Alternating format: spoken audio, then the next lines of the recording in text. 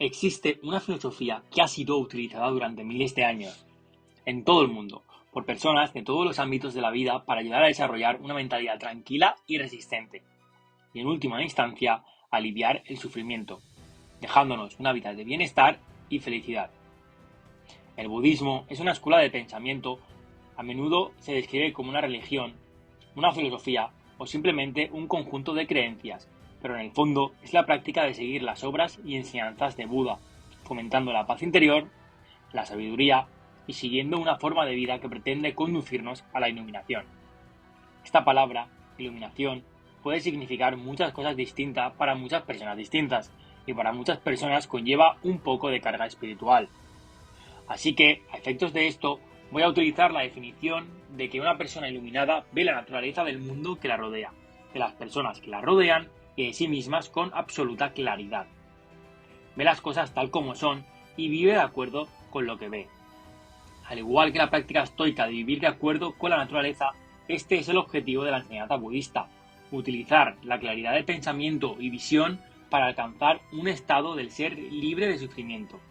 En este vídeo repasamos exactamente qué es el budismo y cómo utilizar de forma práctica esas prácticas para empezar a vivir mejor.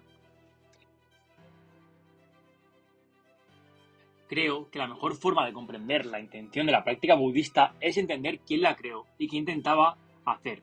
Hace más de 2600 años había un niño indio nacido en el actual Nepal, supuestamente hijo de un rey y una reina. En su mayor parte, su riqueza le protegía del mundo exterior. Sin embargo, los primeros escritos de la época sugieren que se sintió profundamente conmovido al salir de los muros de su palacio y ver el sufrimiento que parecía haber por todas partes a su alrededor, y la interminable naturaleza cíclica del nacimiento, sufrimiento y de la muerte. Con el sufrimiento intercalado entre el nacimiento y la muerte, sintiendo para siempre tan profundamente lo que estaba viendo, Siddhartha Gautama abandonó los muros de su hogar, entregó sus riquezas y empezó a buscar una forma de vida que disminuyera o incluso eliminara por completo el sufrimiento de la gente que veía a su alrededor. Esta liberación del sufrimiento también se conoce como nirvana en su viaje, nirvana. Practicó distintas técnicas de meditación, filosofía, ayuno y control de la respiración, pero ninguna de estas prácticas le proporcionó la liberación del sufrimiento que buscaba. No le conducían al nirvana, como dice la historia. Entonces Siddhartha se sentó bajo las hojas de una higuera y empezó a meditar. Se sentó y esperó hasta que su meditación desprendió las capas de reacciones automáticas y respuestas automáticas a los pensamientos y al mundo exterior. Esto le dejó finalmente en un estado mental en el que podía contemplar con claridad y finalmente en este estado encontró alguna de las respuestas que buscaba. ¿Qué encontró y cómo podemos utilizarlo en nuestra vida cotidiana?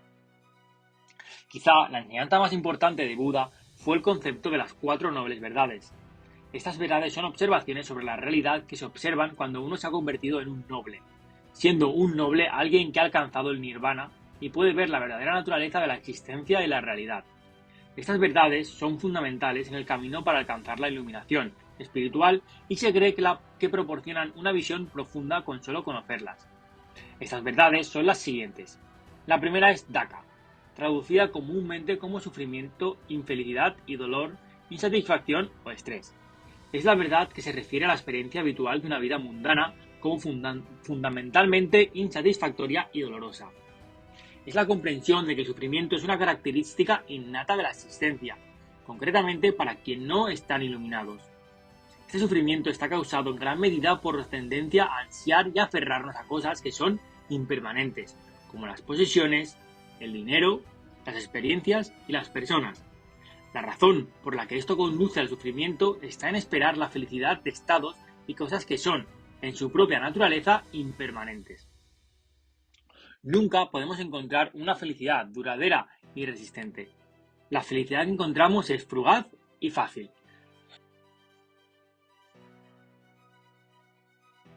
Pudrirse fácilmente como arena entre las yemas de los dedos, provocando que pasemos a la siguiente cosa y luego a la siguiente, y entonces nos vemos atrapados en este bucle de saltar de una cosa a otra, para intentar encontrar esa felicidad y llenar ese agujero, que hemos sido condicionados a pensar que se llena con cosas como el dinero y las posesiones. Sin embargo, trágicamente la gente suele buscar algo que no se puede encontrar en el lugar que están buscando.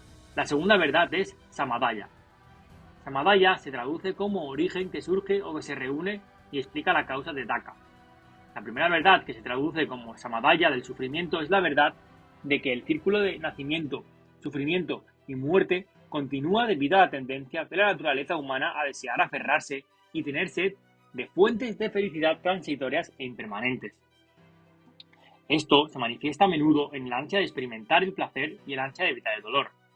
En realidad, muchas personas intentan buscar el placer en cosas impermanentes y acaban encontrando el dolor en cosas como la adicción, y muchas personas que intentan evitar el dolor se cierran a encontrar un placer duradero porque el miedo les impide explorar el mundo y ponerse en situaciones diferentes. La verdad suele estar en algún punto intermedio, así que, como muchas otras cosas, esto se reduce al equilibrio. Y más adelante vamos a tocar el equilibrio como un concepto específico para utilizarlo en nuestra vida cotidiana. La tercera noble verdad se llama Naruda. Se traduce como supresión de la cesación o renuncia, básicamente de Hari. Se trata de la verdad de que el dukkha o sufrimiento puede, de hecho, evitarse si una persona renuncia a la sed, el deseo, el ansia y el aferramiento y detiene la búsqueda constante de placer, y la evitación continua de dolor puede alcanzar el nirvana. Pero, como estarás pensando, esto no es tan fácil como parece, y por supuesto estarías en lo cierto. Pero algo sea difícil no significa que no merezca la pena renunciar a ello. Estas cosas requieren mucha disciplina. Lleva tiempo crear hábitos y requerirá una enorme cantidad de responsabilidad personal. Pero mucha gente busca lo que conlleva el resultado final, así que es probable que ese duro trabajo merezca la pena. La cuarta y última verdad noble es Magga. Es la verdad que sigue el camino llamado el noble octuple sendero. Es el camino que conduce al confinamiento de Tana, siendo Tana el deseo adherente y la sed. Y al confinar Tana podemos volver a encontrar Dukkha, siendo Dukkha el estrés sufriente y la infelicidad, siguiendo este camino. Practicando el autocontrol, desarrollando la disciplina y la responsabilidad, practicando la atención plena y la meditación, una persona puede empezar a separarse del ansia y del aferramiento a las cosas impermanentes y empezar a conducirse por el camino de la iluminación. Este octuple camino se refiere a la forma de comprender que el mundo, por su propia naturaleza, es fugaz e insatisfactorio. Por tanto, lo externo no es una fuente fiable de bienestar y felicidad. Comprender que el ansia y el deseo son los anzuelos que nos mantienen atados a las cosas impermanentes y, por extensión, atados al sufrimiento. Es lo que el octuple camino promueve, una actitud amistosa y compasiva hacia los demás, una forma correcta de comportarse, un desarrollo consciente del control de la mente mediante el aprendizaje de no aferrarse a los pensamientos y emociones negativos, el aprendizaje de alimentar los pensamientos positivos y una conciencia constante de los sentimientos y respuestas que surgen en el cuerpo, para que esto sea lo más claro posible. El octuple sendero, numerado del 1 al 8, es el siguiente: visión correcta, nuestras acciones tienen consecuencias, la muerte no es el final, y las consecuencias de nuestras acciones y creencias, eco después de la muerte, recta resolución o intentar la renuncia al hogar, y la adopción de una vida más sencilla para seguir el camino.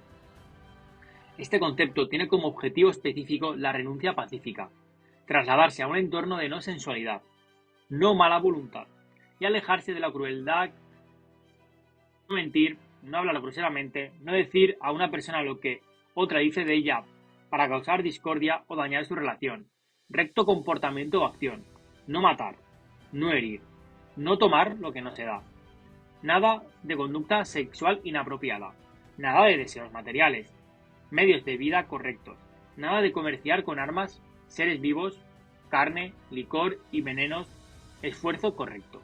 Consiste en esforzarse por evitar que surjan estados insalubres y generar estados sanos. La atención correcta consiste en ser consciente de las enseñanzas que son beneficiosas para el camino budista. Y por último, la conciencia correcta. Este es el camino de practicar la meditación para cambiar tu estado consciente. Algunas de ellas no son tan factibles o razonables para quienes tenemos trabajo, familia o compromisos que nos impiden abandonar nuestros hogares y vivir el estilo de vida monástico.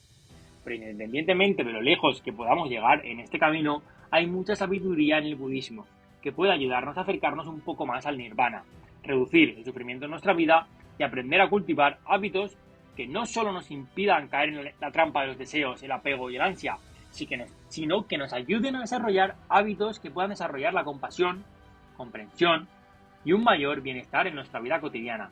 Aunque empiece siendo algo tan sencillo como una práctica diaria de meditación, durante su tiempo en meditación, Siddhartha, ahora un Buda plenamente iluminado, llegó a creer que el camino hacia la iluminación se encuentra en una práctica llamada el camino medio. Esta vía media puede dividirse en dos prácticas. El primer aspecto de la vía media es la práctica espiritual, que se aleja tanto del ascetismo extremo como la rendición del deseo. Esto básicamente pretende promover el equilibrio entre ambos, mientras que el ascetismo promueve un estilo de vida de abstinencia. El rechazo de las posesiones y la práctica de cosas como las privaciones voluntarias y el ayuno, y donde la indulgencia hace que uno se someta abiertamente a cualquier deseo o impulso pasional que pueda tener en un momento dado. Este camino intermedio promueve el equilibrio entre ambos, el camino hacia la iluminación. El Buda dice que no se encuentra en ninguno de los extremos, sino en algún punto intermedio. Y es probable que este equilibrio perfecto difiera de una persona a otra en función de nuestro temperamento. Y, en última instancia, este equilibrio es responsabilidad nuestra. Es nuestra responsabilidad encontrarlo. Cada uno de nosotros sabrá cuándo estamos siendo demasiado indulgentes, del mismo modo, cada uno de nosotros sabrá cuándo nos hemos inclinado demasiado hacia la abstinencia. El segundo aspecto del camino del medio es más filosófico y se refiere a la naturaleza de cómo vemos nuestra existencia fundamental. En este caso, la enseñanza del Buda vuelve a advertir sobre los extremos. Se trata de los extremos del aniquilacionismo y el eternalismo, donde el aniquilacionismo es la creencia del yo o el alma se aniquilan por completo al morir, y donde el eternalismo es la creencia de que existe un yo siempre presente e inmutable que trasciende el ciclo del nacimiento y la muerte. Los problemas que plantea el aniquilacionismo son tales que puede conducir al nihilismo, donde el nihilismo es el punto de vista que rechaza aspectos fundamentales de la existencia humana, creyendo que los valores humanos carecen de fundamento, que la vida no tiene sentido y que el conocimiento es imposible. Y los problemas del eternalismo son que si uno cree que el yo no es un ser siempre presente e inmutable, puede conducir a la creencia de que uno no puede cambiar lo que es, que son maleables o flexibles. Por lo tanto, no son capaces de pasar de un estado de sufrimiento o destrucción a un estado de bienestar e iluminación. El equilibrio de este camino intermedio condujo a la idea intermedia de que una persona puede cambiar su naturaleza, acercándose cada vez más a la iluminación, y que llevará consigo este cambio a la próxima vida. Creas o no en la reencarnación, sigo pensando que la creencia de que una persona tiene la capacidad de cambiar su naturaleza para mejor es una creencia constructiva que hay que tener, independientemente de si la llevamos o no a nuestra próxima vida. Del mismo modo, creo que la creencia de que la vida tiene sentido es útil, mientras que el nihilismo es inútil. Sin embargo, donde encuentres ese sentido variará de una persona a otra. Algunos lo encontrarán en el karma, como los budistas, otros lo encontrarán en Dios, como muchas religiones teístas, pero otros, como yo, simplemente lo encontrarán diciendo cuál será el sentido de su vida y viviendo con el entendimiento de que el sentido es algo que no se encuentra fuera de uno mismo, sino algo que tenemos que decidir por nosotros mismos. Espero que te haya gustado este tipo de vídeos. Si es así, no olvides darle like, suscribirte y nos vemos en próximos vídeos.